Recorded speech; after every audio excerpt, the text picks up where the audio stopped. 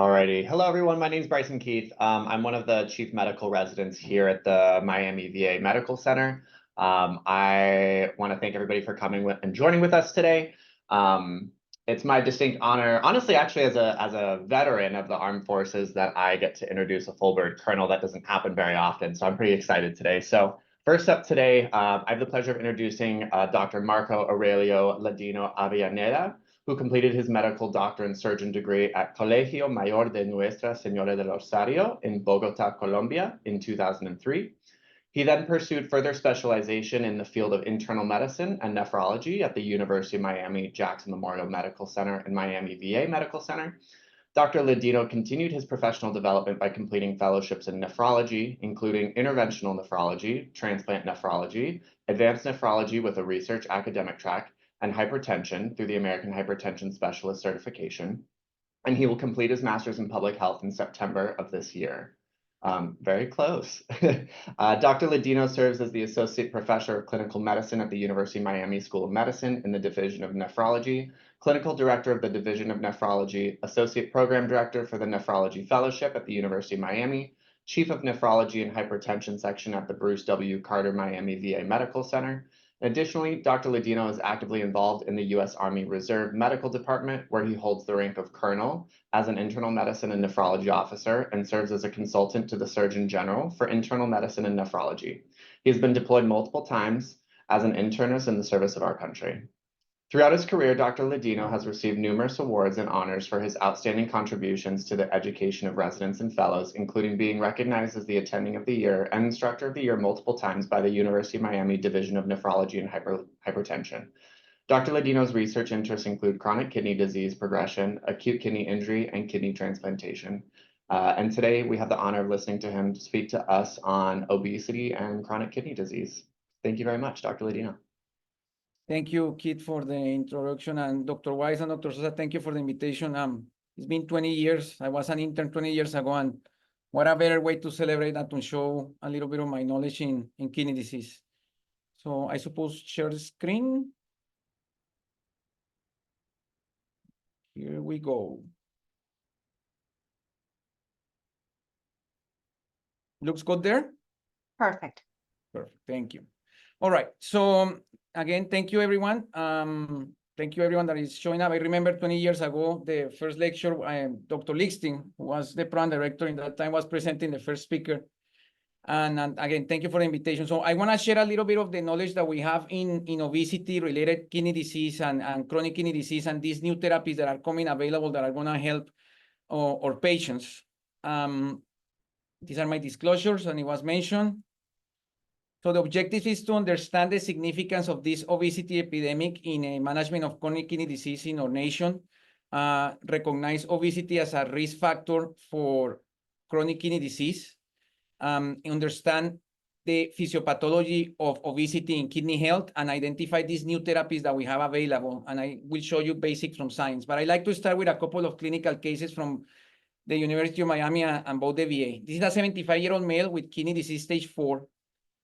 Controlled diabetes on lisinopril torsemide, history of diabetes on semaglutide 1 milligram sub-Q, controlled blood pressure with a BMI of 37.5, no other findings. He comes to the clinic because he saw his nephrologist in the private sector who told the patient, you need to start dialysis, you need to get a vascular access. Patient was not happy about it, and he wanted to see us. He came to my clinic. What else can I do? Do I need to refer him? I'll give you the answers by the end. Case number 2, a veteran, 45 years old. He was diagnosed with IgA nephropathy, completely fine in remission, but in the last 6 months, he started to have new onset proteinuria, and his creatinine jumped from 1.5 to 2.5. He also has a history of bariatric surgery because he was he had a BMI, he had obesity type 3. He was really obese. He had a BMI more than 45. We sent him to bariatric surgery. That improved. The BMI went down, but again, he had a rebound. What are you going to do next? What is the internist, the nephrologist is going to do next for this patient? So I'm going to give you, I'm dividing the lecture in 3 parts. I'm going to give you an introduction. I'm going to give you some physiopathology, and the therapies is what I want to put most of the effort. So obesity and kidney disease, it's been a problem that has been recognized for 2,000 years. We know that the morbidity and the mortality with being obese and overweight goes high, right? And this is not good. Late in the last 4 or 5 years, unfortunately, due to the pandemic, most of the population in our country and around the world gained weight. Even with all the exercise that it was promoted, unfortunately, it didn't help. And it's becoming a problem nationwide and in the military because they cannot find good recruits. Most of the recruits come from the southern part of the country, from the southern states, and Florida is one of those states. But unfortunately, they are overweight, and this become a problem for the healthcare system for nationwide, because these soldiers, these military service members are gonna live and become veterans, and they're gonna be overweight, and they're gonna come with those complications in the future. Why our kids are obese? Why we cannot get people in the military? Maybe this is the reason. These prices are pre-pandemic. A regular Coke was 99 cents, McDonald's hamburger was 99 cents, and to get water was $2, and a salad $5. This is worse right now, unfortunately, and maybe that's the reason why our kids are getting overweight and obese. What about CKD? In the late 1970s, in the last 35 years, it's been known that being overweight or having a high BMI it's not good for the kidney. And unfortunately, the prevalence is being increased, both in men and female in the country. And it's not just by age or by sex. Also, ethnicity is involved. It doesn't matter. We are getting unfortunately, our population is going to have more increased BMI. And I want to show you in the next 5-6 slides how our country is looking. This is from the Behavioral Risk Factor Surveillance System from 2011, how our states are changing. The prevalence, the worse the prevalence, the more the orange or red the color, and you see it there. The southern states are leading, and this prevalence, it gets worse in 2012. More states with yellow, more prevalence. 2013 gets worse. 14 more joints are becoming red. In 2015, you have Louisiana, Mississippi, and Alabama becoming with a higher prevalence. And 2016 look at this, more yellow, more orange, more prevalence of obesity. And this is 2020. In this slide, it changed. Now blue is worse, more prevalence. And this is 2022. This is not good for our patients. This is not good for our population. I'm thankful we have new therapies that are becoming available. But the news are not good for the future. In 2030, the behavioral risk factor surveillance systems and NHANES suggest that 50% of the United States adults are going to be obese. And a quarter of those are going to be severely obese. That includes people at risk of obesity, experiencing, having complications. And this is not good for our healthcare system. It's going to be a substantial economic burden in the long term. What about in nephrology? What is the problem in nephrology? Well, in our patients in dialysis, they have a higher incidence and prevalence in obesity, believe it or not. BMI is now considered a risk factor for chronic kidney disease, and it is an independent risk factor. Obesity is becoming an independent risk factor, and I'm going to show you. This relationship between obesity and chronic kidney disease is bidirectional. While other conditions different from chronic kidney disease, these patients with obesity have. They have an increased risk of kidney stones. Patients that are already on dialysis, both hemo and peritoneal, they have issues with their vascular access. If they have a catheter for hemo, they're going to have higher rates of malfunction and higher risk for peritonitis for those on peritoneal. These patients may need more time in dialysis or more frequent, not the usual 3 times per week, Monday, Wednesday, Friday, Tuesday, Thursday, and Saturday, but they may need sometimes 5 times, sometimes daily dialysis, because they need to achieve the clearance. You have a bigger body, higher metabolism, you need to accomplish that clearance. And for transplant, unfortunately, 60% of those patients that got transplanted are becoming overweight. And obesity per se is a barrier to kidney transplantation. When we want to put a patient in the list and they are overweight, we need to make sure the patient loses weight. We send them to bariatric surgery, but now we have this new therapy. So more to come about it through the lecture. But there is this new, no, it's not new, but there is this identity that I want everybody to understand. It's called obesity-related glomerulopathy. It's completely different from other identities. It's not diabetic kidney disease. It's not hypertension-related. It's associated with proteinuria. On biopsy, you see glomerulomegaly. I'm going to show you some pictures. You're going to see glomerulosclerosis, which is a scarring of that glomeruli. And you see decrease of the renal function with time. This has been known since the 70s because when they were doing the biopsies on patients that were obese or overweight, they found that these kidneys tend to have glomerulomegaly, which means increased size of the glomeruli. In 1974, on this study from Dagati, I mean, she went back through the past and reviewed the background on what was going with obesity-related glomerulopathy.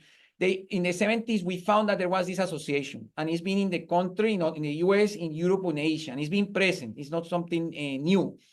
On this particular review, the definition was when the BMI was more than 30, but that's not true. We can see those changes in the kidney, in the glomeruli, when the BMI is more than 25. Okay, so it's not just restricted at having just a high BMI. You can see it with the BMI is more than 25. We know this is associated with cardiovascular disease, type 2 diabetes, metabolic syndrome, dyslipidemia, hypertension, fatty liver, osteoarthritis, and gallbladder disease. But it's also associated with other problems. Low vitamin D levels is associated with Alzheimer's disease, is associated with dementia due to leptin insufficiency, is associated with a couple of cancers, endometrial and breast, because they're hormonal cancer, and colon cancer. Obstructive sleep apnea is associated with obesity and is also associated with CKD. And obesity per se is a persistent inflammatory state in both the general population and the CKD patients. So with that orientation, I'm going to take you to the physiopathology or obesity-related glomerulopathy. What happens? When patients are overweight, we see this mesangial expansion in the glomeruli. This increases the demand in the kidney. It promotes glomerular hyperfiltration, which means more flow inside that glomeruli. Think about plumbing, that you're putting a lot of pressure in that kidney, a lot of pressure, and the kidneys try to defend itself, making changes on those. We call it hemodynamics. You got glomerular hypertrophy compensating those changes.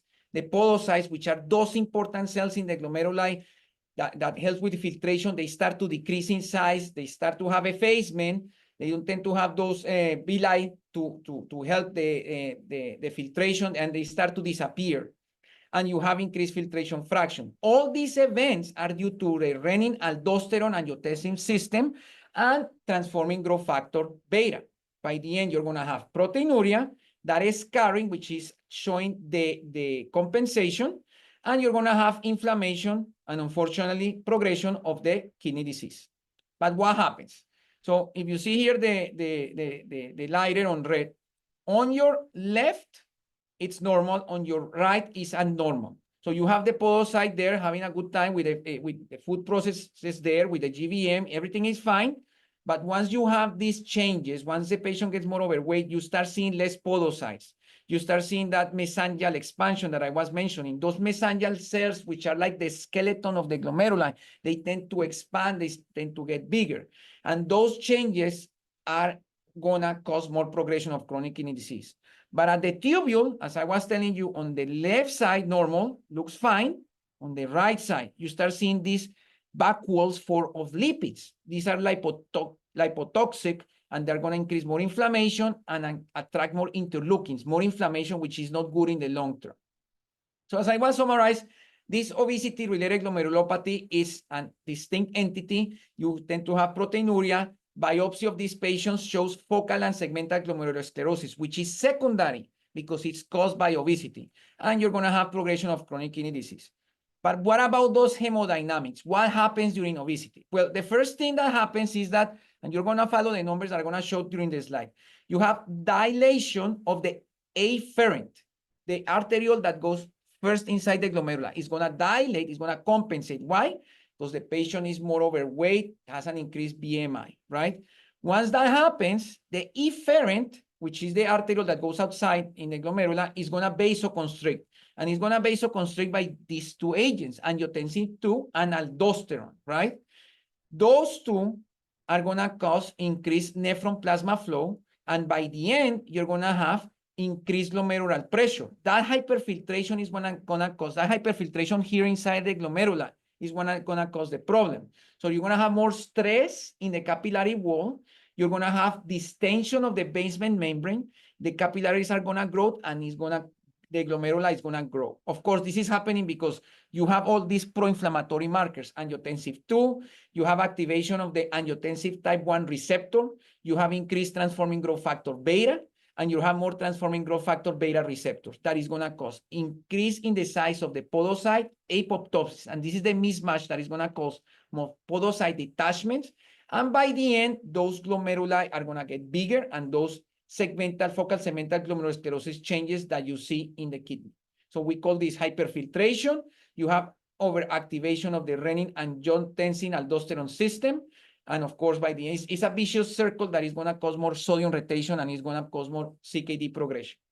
Again, this is to summarize the same thing that I was mentioning. These podocytes that you see here, they're going to detach and going to die, unfortunately.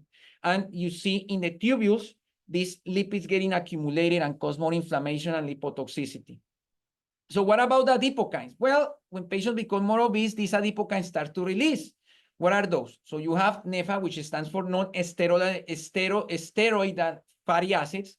You have catepsins, cystatin, you have MMP, you have vascular endothelial growth factor, angiopoietins, angiotensin 2, transforming growth factor beta, all these inflammatory molecules, hypoxia-inducible factor 1. They're going to travel across the body, they're going to reach the kidney, they're going to reach the glomerula and make those changes that I mentioned. The podocyte is going to get bigger, they cannot proliferate, the mesangial, they're going to detach, the mesangial cells are going to get bigger, they're going to get the GVM is going to get thicker, and this is what we call diabetoid changes, because in diabetes, the initial changes of diabetic kidney disease is this mesangial expansion, all right?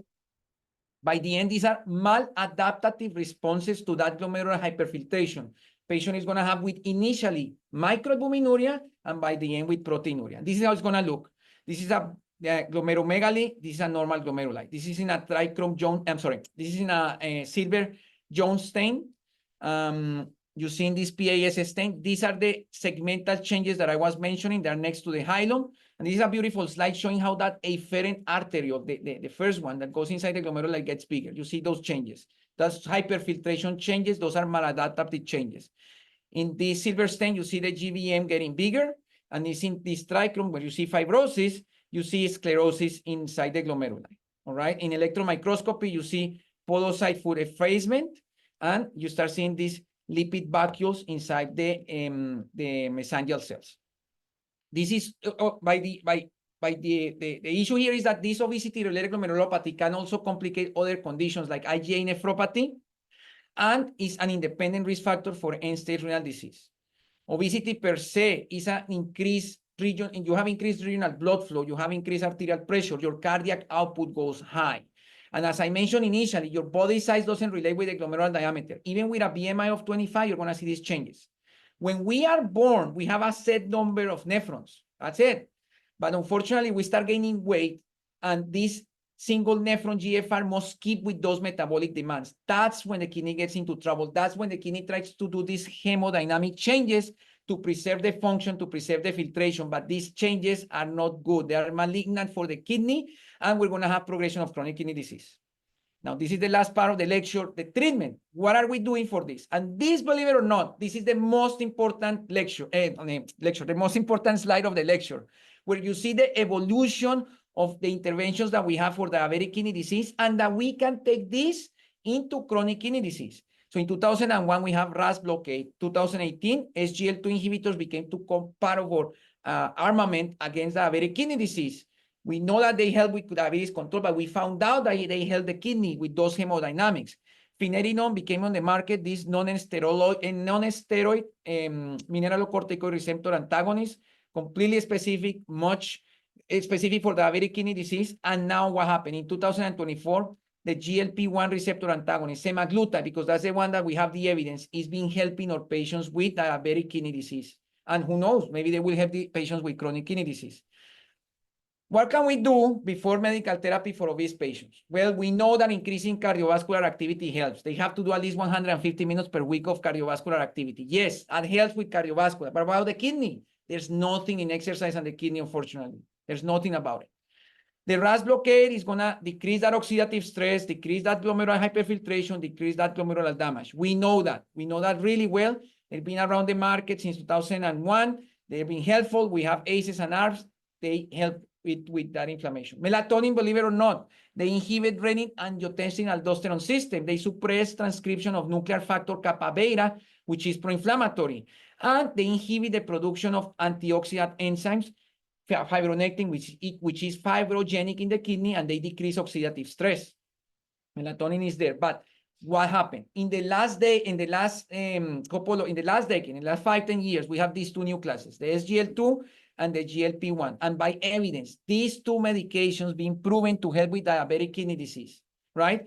SGL2 inhibitors, believe it or not, they help with weight loss. It's been shown that they can decrease weight up to 3 kilos. Not that bad, but they help. And they also increase the production of fibroblastic growth factor 21, which also stimulates lipolysis and reduction in fat mass. So by the end, they have some benefit in diabetic kidney disease. Also, now we use it for chronic kidney disease with proteinuria. So more to come on these SGL2 inhibitors. They're becoming extremely important in the management of CKD. They help to control blood pressure because they promote natriuresis. They help with glomerular hyperfiltration. They decrease inflammation. They decrease fibrosis. And they're helping us now with weight loss and decrease insulin resistance. Now, about GLP-1 agonists, what's going on with them? Well, they are produced by the L-setting enterocyte, and they are stimulated on what we eat. Long-chain fatty acids, short-chain fatty acids. It also, believe it or not, affected by the microbiota in our gut. Carbohydrates affect this, what we eat, the proteins and that. And those are going to be released by the L cells. The GLP-1 is going to be released and it's going to go into our circulation, right? And it's been shown that they help multiple organs, the brain, the heart, the immune system, muscle, brown and white tissue, the liver, the gut, the stomach. Created originally for our patients with diabetes, but we're focused here on the kidney. What do? They increase diuresis and they increase natriuresis. It's been shown that we have receptors of GLP-1s in the kidney, and GLP-1 at physiological levels, they help with natriuresis and they inhibit the reabsorption of sodium. What do we know? What do we know? The receptors are present mostly in vascular cells, as you see in this slide. The problem here is that there are not that many studies in humans. Most of them are done in mouse and rats. And by immunohistochemistry and immunofluorescence, we found that there are receptors in the kidney. More to come on this. So what the GLP-1 do in the kidney? In the tubular cells, they inhibit this cotransporter, the sodium hydrogen exchanger 3. So when you have this inhibited by the GLP-1, you start to have more natriuresis. You start to have more reduction of renin and angiotensin II circulating levels and action.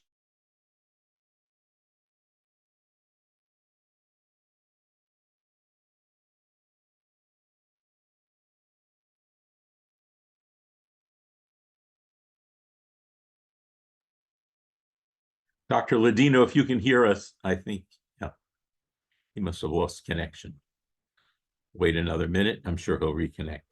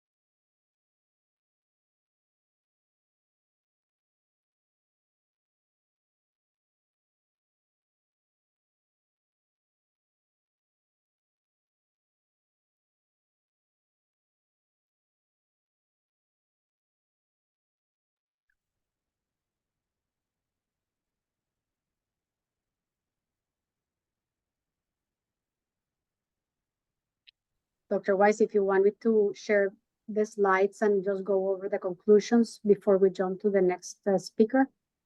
Dr. Sosa, that would be wonderful. Thank you very much.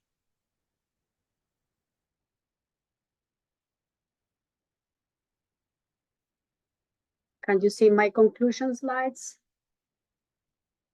Yes. Excellent. So in conclusion, the prevalence of CKD has increased with the rapid growth of the overweight and obese population in recent years. Obesity has become an independent risk factor for the development and progression of CKD and end-stage renal disease.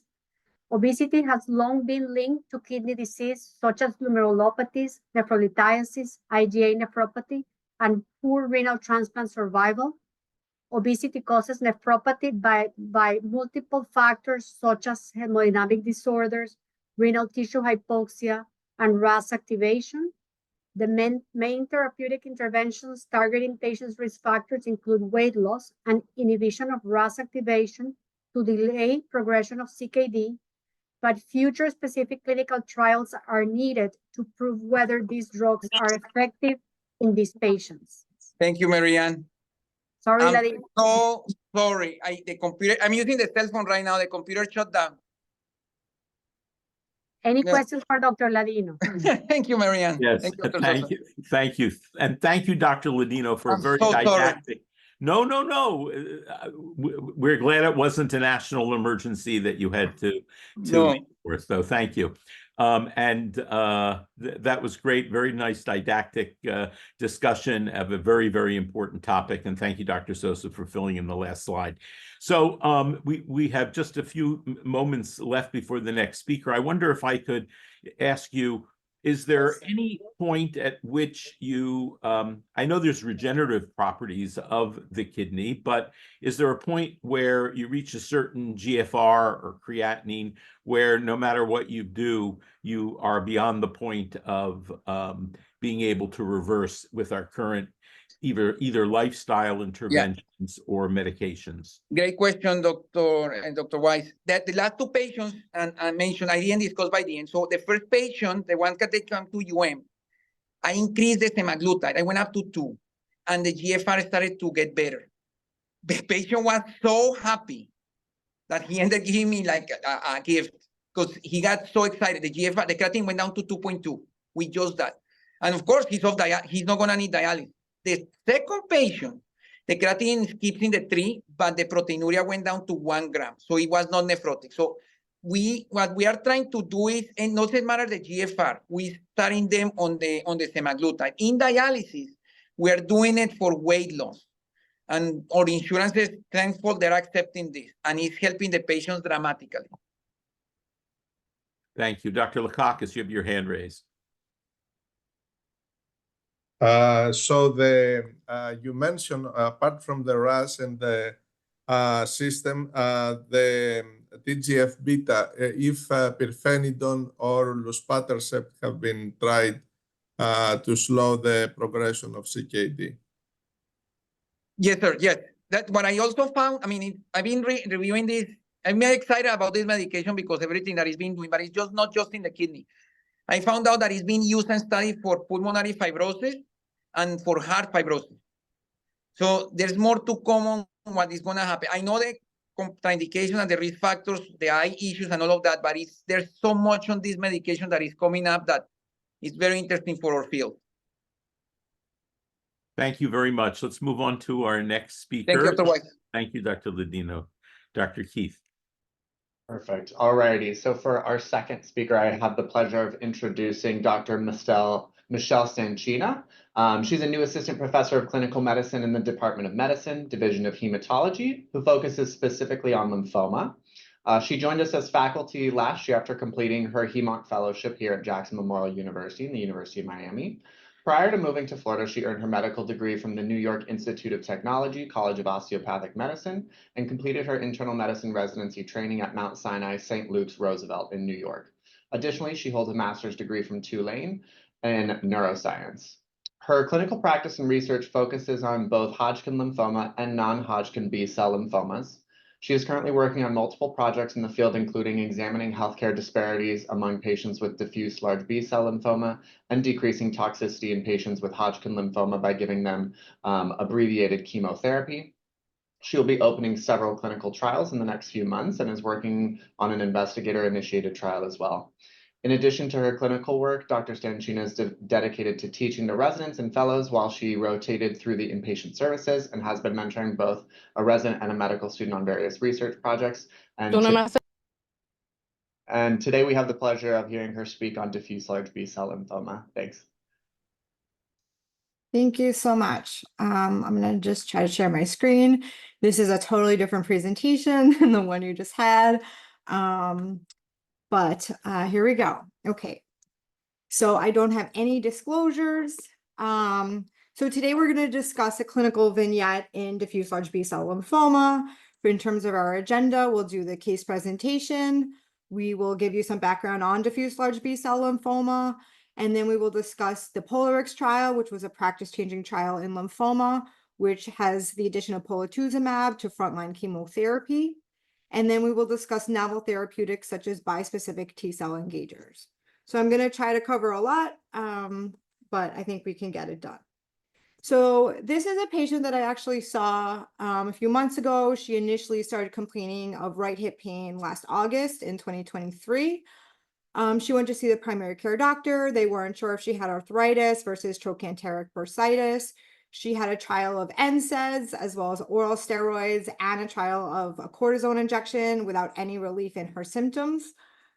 She had an MRI in February of this year, which you can see here. It's an MRI of the right hip, and we'll focus just on the femur and the femoral head.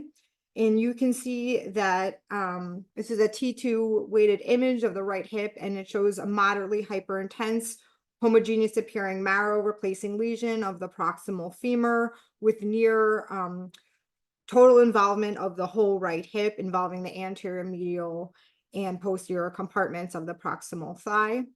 She was then referred to ortho-oncology at University of Miami, and they did a biopsy in March 2024, which showed a diffuse large B-cell lymphoma, germinal center B-cell type, which I will refer to as GCB for the rest of the presentation. So one of the reasons I really like hematology and oncology is I actually really do like internal medicine a lot. A lot of these patients present with a lot of complications, a lot of medicine complications. So for this patient, she initially presented with shortness of breath and had SVT to the 180s. We did a CT angio, and she did not have any pulmonary embolism. She had palpable thyromegaly on exam. Her TSH was abnormally low and her T3, T4 were high, which was consistent with new hypothyroidism. And she had nausea and vomiting and had about 20-pound weight loss in the last few months. And on exam, her right leg was about twice the size of her left leg. She was wheelchair bound when I first saw her. She didn't have complete loss of function in her right leg, but she did have significant weakness, maybe 3 or 4 out of 5 on the right side. She had an elevated D-dimer and was found to have a large DVT that was from the femoral vein, popliteal vein, and portions of the proximal calf veins. So when she first came to see me, we did a PET scan, which is normally how we want to stage our lymphomas. So you can see here that she has SUV of the thyroid gland. So one of the things we look at on the PET scan is how large the lesion is, but also how bright the lesion is. So you can see both lobes of the thyroid are lighting up. On this side, there's a pretty large mass that is actually involving the pancreatic parenchyma. And on the right side, you can see involvement of the adrenal gland. And then you can see this huge lesion in the leg, which is what we were starting to see on the MRI. And this measured about 17 by 14.5 centimeters, and it had an SUV of 15.5. So in general, anytime we have any sort of cancer, we want to stage our cancer. For lymphoma, it is a little bit easier than other cancers. So for stage 1 disease, it's localized disease. You usually have a single lymph node region, which is on one side of the diaphragm. Stage 2 disease involves 2 or more lymph nodes regions on the same side of the diaphragm. Stage 3 will cross the diaphragm, so you'll have lymph nodes above and below the diaphragm. And stage 4 will normally include widespread disease, can have organ involvement or bone marrow involvement. Something that's very important for all of our patients is something we call an ECOG performance status, or Eastern Cooperative Oncology Group performance status. All of our patients, this is an assessment that we do to determine not only how well they will do, but also determine what treatments are available for them. And this ranges from 0, which is fully active without restriction, and all the way to 4, which is completely disabled. So this patient, when she came in, I'd say that she was probably a 2. She was not completely wheelchair bound, but she was definitely limited and hadn't required a wheelchair for part of the day. This plays in a lot into our prognostication. So things that are, for all of our patients, we also calculate an international prognostic index, or what we call an IPI score. And that involves the age, the stage, the ECOG status, the LDH level, and any extranodal sites. So for this patient, she was young, she's 48, so she's less than 60. She does have stage 4 disease, because you can see she had involvement above and below the diaphragm, and obviously musculature and bone involvement. She had an ECOG status of 2. She had an LDH, which was greater than the normal limit, and she had more than 1 extranodal site. So overall, this gives her an IPI score of 4, which indicates that she has poor prognosis. So this is a graph. It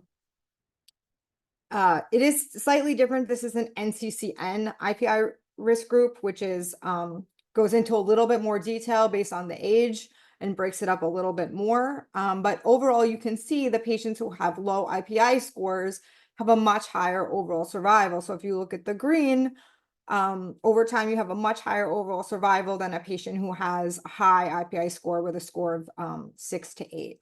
So our patient would probably be like in the orange bar. Okay. So now we're going to talk a little bit about background of diffuse large B-cell lymphoma.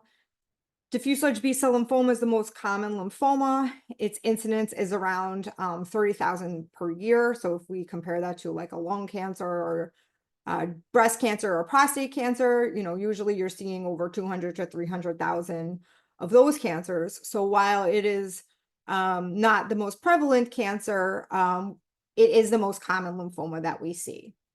There are several risk factors that have been associated with diffuse large B-cell lymphoma, including any transplant patients, because they are immunosuppressed most of the time, as well as any other disease that's causing chronic immunosuppression, such as HIV, hepatitis, chronic infections, and autoimmune conditions where they're receiving medications to suppress their immune system. In terms of epidemiology, so DLBCL is actually most common in white males, followed by Black males, and then Asian males, and then followed by white females, Black females, and Asian females. While other cancers have been increasing their incidence per year, lymphoma has actually stayed relatively stable. In terms of the pathology, if you look at the left side of the screen, and we look at the morphology, you see sheets of large cells with sort of effacement of the normal tissue by atypical lymphocytes. The picture on the right is a zoomed in version of that, and you can see, again, abnormal atypical lymphocytes. They have pleomorphic nuclei, which means that they have variations in size and the shape and different staining patterns. You also have prominent nucleoli that you can see, and vesicular chromatin, which basically means that the chromatin is more loose. It's in the process of dividing. The cells are rapidly growing. On immunohistochemistry, which I did not include here, you will see normal B-cell markers such as CD19 and CD20. So in terms of treatment strategies, I think we're all very familiar with RCHOP. The RCHOP includes rituximab, cyclophosphamide, doxorubicin, vincristine, and then high-dose prednisone. Prior to the invention of rituximab, we were just using CHOP alone. CHOP alone had complete response rates of only 45 to 55% and overall survival rates of 30 to 35%.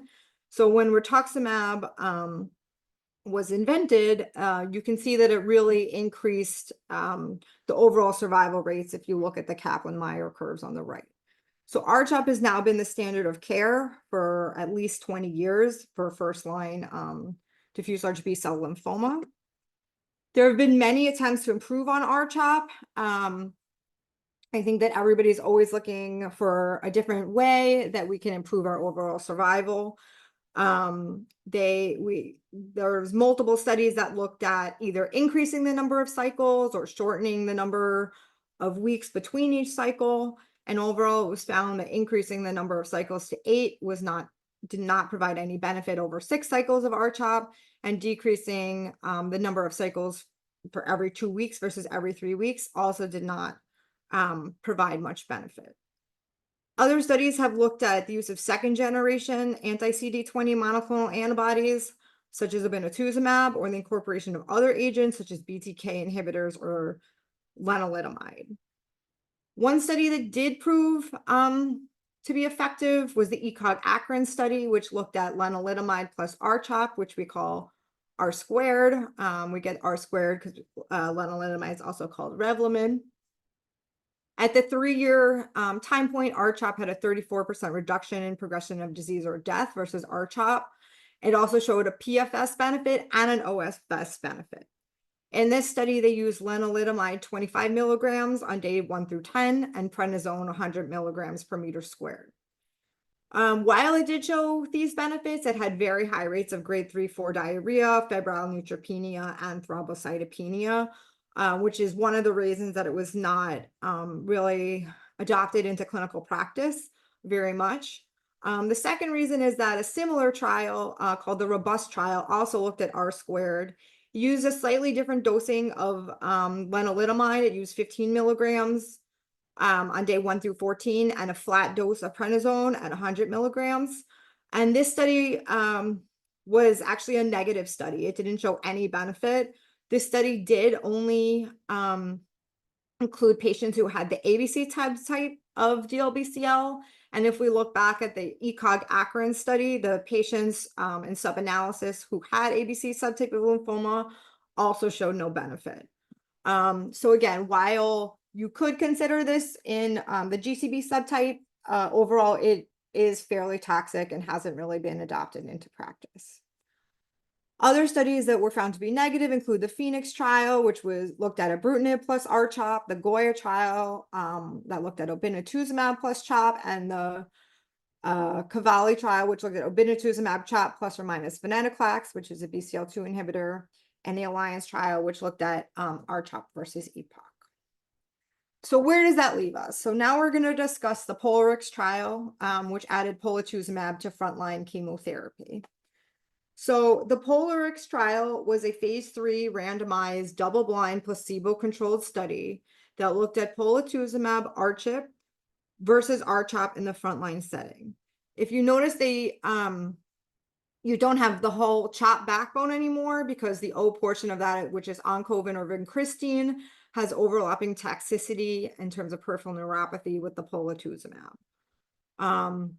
This was given in 6 cycles. They were every 21 days, followed by 2 extra cycles of rituximab.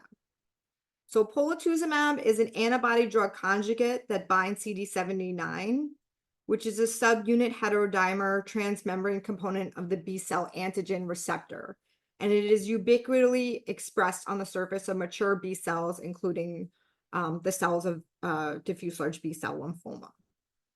The antibody drug conjugate is conjugated with a protease cleavable linker, which cleaves once you're inside the cell, and it will release a microtubule inhibitor that is then released into the B cells and causes cell death.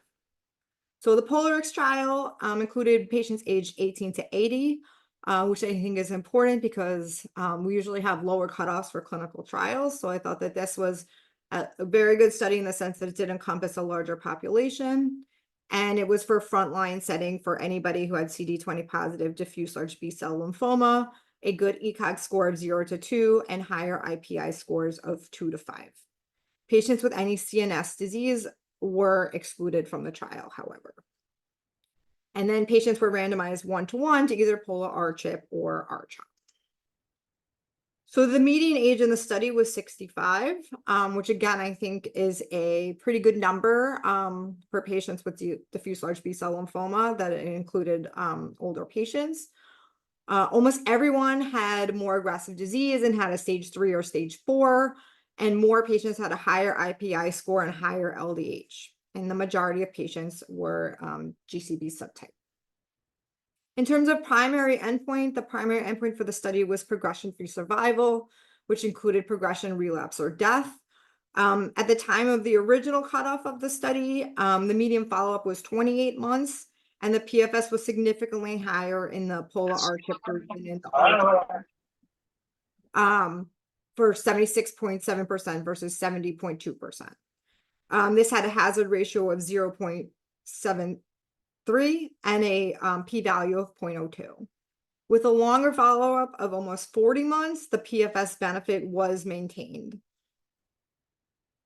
In terms of secondary endpoints, you can see from the graphs that basically it did show benefit in progression-free survival, event-free survival, and disease-free survival, but there was still no benefit, unfortunately, in overall survival.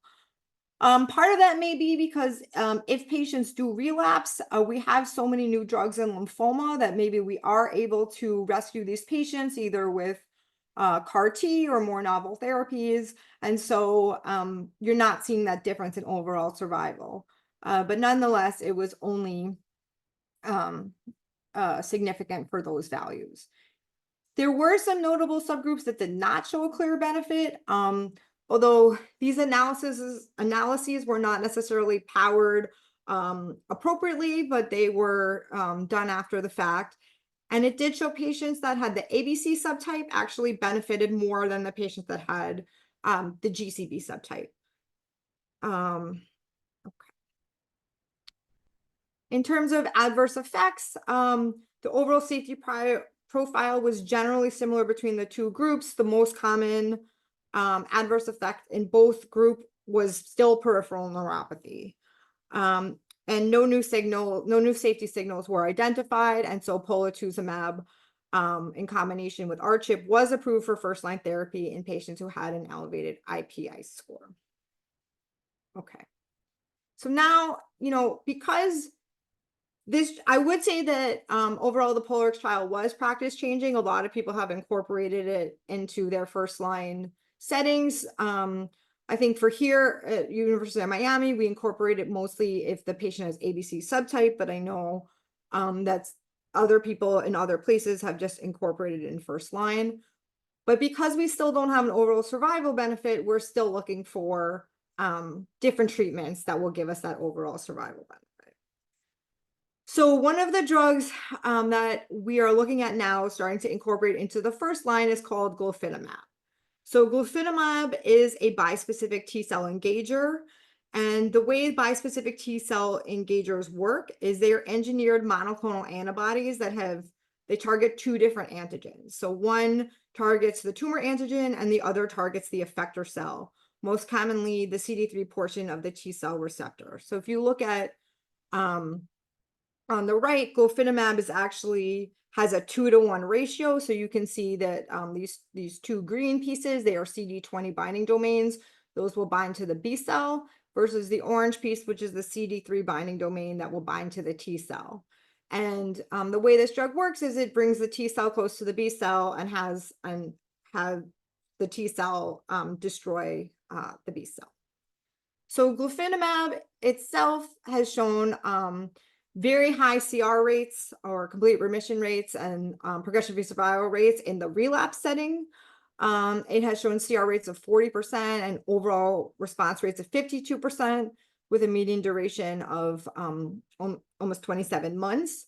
PFS at 18 months for patients who achieved a CR by cycle 3, which is usually like when we get an interim scan, was 72%, and the OS at 18 months was 80%, and was even higher if you included the patients who achieved a CR at the end of treatment.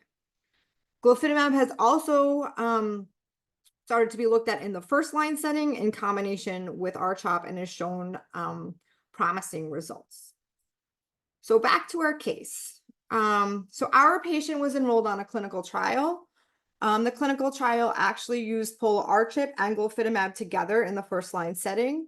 Patients received 2 cycles of pola-R-CHP alone, and then glofitamab was introduced in cycle 3. And both pola-R-CHP and glofitamab were given for 6 cycles each. So glofitamab is actually given for 2 cycles alone at the end of the study. So the patient in the case was given, she's completed cycle 7. She has 1 more cycle to go before her end of treatment PET. This, however, was her interim PET after 2 cycles of chemotherapy. And you can see that there's been a significant reduction in both the size and the SUV of the mass in her leg. I didn't cut all the way up to the thyroid on this scan, but all of her thyroid lesions have resolved and her TSH and T4s are normal again. The SUV on this scan is 4.4 compared to the prior one, which was 16.4. And the mass on this scan measured 9 by 6 centimeters, as opposed to the original one, which was 17 by 14 centimeters. You can also see that the majority of the inside of this mass is necrotic. So while they measured the perimeter of the mass, the majority of the mass is actually already dead tissue. So for take-home points, I just want you to remember lymphoma can present with multi-organ dysfunction. It can present in a lot of different ways. Polar R-CHP, I would say, has been practice changing in lymphoma. It has shown PFS benefit, event-free survival benefit, and disease-free survival benefit over R-CHP alone, but there's still no overall survival benefit. Bispecific T-cell engagers, including glofitamab, are now used in the relapse setting. They're already approved in the relapse setting, and they're being explored in the first-line setting to see if we can induce those overall survival rates in patients who have really high-risk disease. Combination therapy will hopefully lead to better treatment options for patients in the future. And there's many ongoing clinical trials at Sylvester for any of your patients who may have cancer. So I just want to thank everybody, including the lymphoma and hematology team, the doctors, the nurses, the pharmacists, the research team, Dr. Sekaris for his advice and guidance, and of course, our patients. Thank you, Dr. Stanchina. That was a very interesting case and nicely reviewed. I wonder if you could comment a little bit on this glofitamab and whether or not it is, how is the specificity of that drug as opposed for this particular lymphoma versus other lymphomas, or can it be generally used? So there are other bispecific T-cell engagers that actually started in ALL, and they are moving to the diffuse large B-cell lymphoma space. They're also being used in myeloma.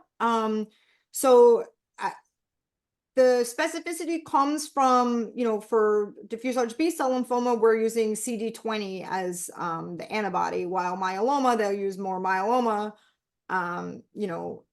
targeted antibodies. So it's specific in the way that, they are engineered so we can make them towards any sort of receptor as long as it's on the cells. And is it administered orally or intravenously? And is there a significant post administration reaction that requires careful observation? Yes, so it's an IV drug. It is similar in the way it is similar mechanism to CAR T-cell therapy, although the main difference is that this is like an off-the-shelf medication that's not tailored to each specific person. There is definitely a monitoring period. I didn't really get into the side effects so much of the bispecific T-cell engagers. One of the most one of the bigger things that you have to look out for is called cytokine release syndrome. So because you're sort of activating your immune system, you can have an over activation of your immune system.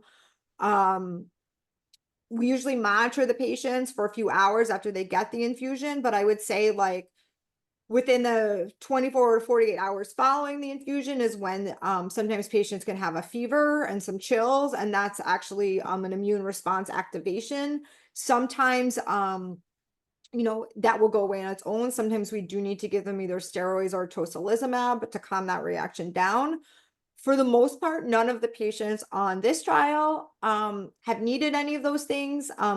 We usually do, most of the bispecific T-cell engagers have step-up dosing, so they receive a very small dose to make sure they tolerate it.